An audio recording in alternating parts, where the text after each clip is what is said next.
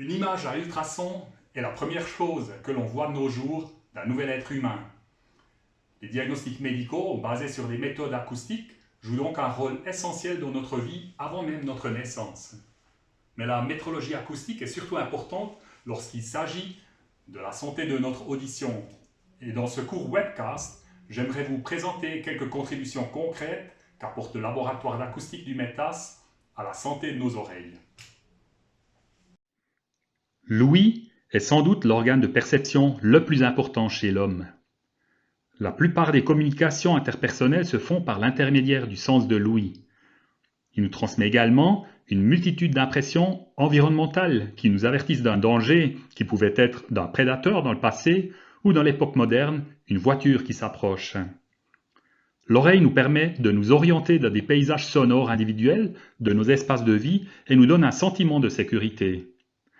Par leur qualité acoustique, nous jugeons des propriétés de matériaux comme la qualité de produits ou encore la fraîcheur de fruits, de légumes, de chips ou autres aliments. La musique peut non seulement stimuler des émotions, mais aussi évoquer des souvenirs ou atténuer la douleur. Dans la vie quotidienne, nous considérons souvent qu'une oreille saine va de soi. Ce n'est lorsque nous soupçonnons, dans des situations particulières, que quelque chose ne va pas dans notre audition que nous contactons des professionnels de la santé. Ceux-là utilisent des audiomètres pour évaluer la capacité auditive. Ainsi, un diagnostic de l'ouïe peut être établi. À cette fin, les tonalités ou des signaux vocaux sont diffusés aux patients à différents volumes à l'aide de haut-parleurs, par exemple, et le patient indique généralement à l'aide d'un bouton les signaux qu'il peut entendre. Afin de pouvoir examiner les deux oreilles individuellement, les signaux de test sont proposés par des écouteurs. Si des limitations sont constatées par rapport à une personne ayant une audition normale, il se pose alors la question d'en connaître la cause de ces déficits, ou avec quelle thérapie le patient peut être aidé au mieux. Il est notamment important de déterminer s'il existe un problème de conduction de son dans l'oreille moyenne ou une atteinte de l'oreille interne. À l'aide de oscillivrateurs, il est possible de stimuler cette dernière directement en excitant les os du crâne correspondant par des vibrations. Un diagnostic fiable ne peut être établi par ces méthodes que si les quantités mesurées peuvent être ramenées à des références fiables. Les niveaux fournis par un audiomètre doivent donc être vérifiés régulièrement. L'étalonnage des écouteurs est effectué par exemple à l'aide d'oreilles dites artificielles qui chargent des écouteurs exactement comme le ferait une oreille humaine.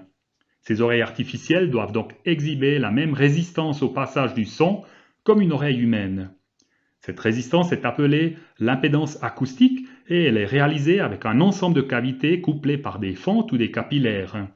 Selon qu'il s'agit de simuler une oreille entière ou seulement le conduit auditif, ces structures peuvent être très filigranes avec des tolérances géométriques de l'ordre du micromètre. Ces structures fines peuvent s'encrasser lors de l'utilisation et donc se boucher. Pour une utilisation en toute fiabilité, un étalonnage périodique de ces oreilles artificielles est indispensable, d'une part pour en connaître la sensibilité et d'autre part pour confirmer que l'impédance acoustique reste toujours dans la bande de tolérance. Il est également important pour l'étalonnage des transducteurs de conduction osseuse qu'ils soient effectués dans les mêmes conditions de charge comme pour les mesures avec les patients.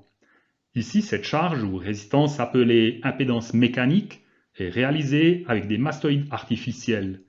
Ceux-là souffrent du vieillissement en raison des structures élastiques requises pour réaliser leurs propriétés mécaniques. Un étalonnage périodique permet d'assurer la conformité de leur impédance avec les tolérances permises et de garantir la fiabilité de ces références. Des appareils de mesure du son calibrés sont également indispensables pour le calibrage des signaux offerts par les haut-parleurs. La traçabilité de ces mesures est assurée par le laboratoire d'acoustique. La mesure du seuil auditif individuel constitue un défi particulier. Cela ne peut être mesuré que de manière fiable que dans les cabines de test auditif dans lesquelles il n'y a pas de bruit de fond significatif. La sensibilité impressionnante, presque incroyable, de notre organe auditif pose un défi à la technologie de mesure, car les appareils de mesure de niveau sonore typiques ont un bruit inhérent plus élevé qu'une oreille humaine saine. Afin de caractériser les environnements d'écoute correspondants, on utilise des microphones spéciaux à faible bruit qui dépassent la sensibilité de l'oreille humaine. Leur étalonnage nécessite une infrastructure métrologique exceptionnelle disponible dans le laboratoire d'acoustique du METAS.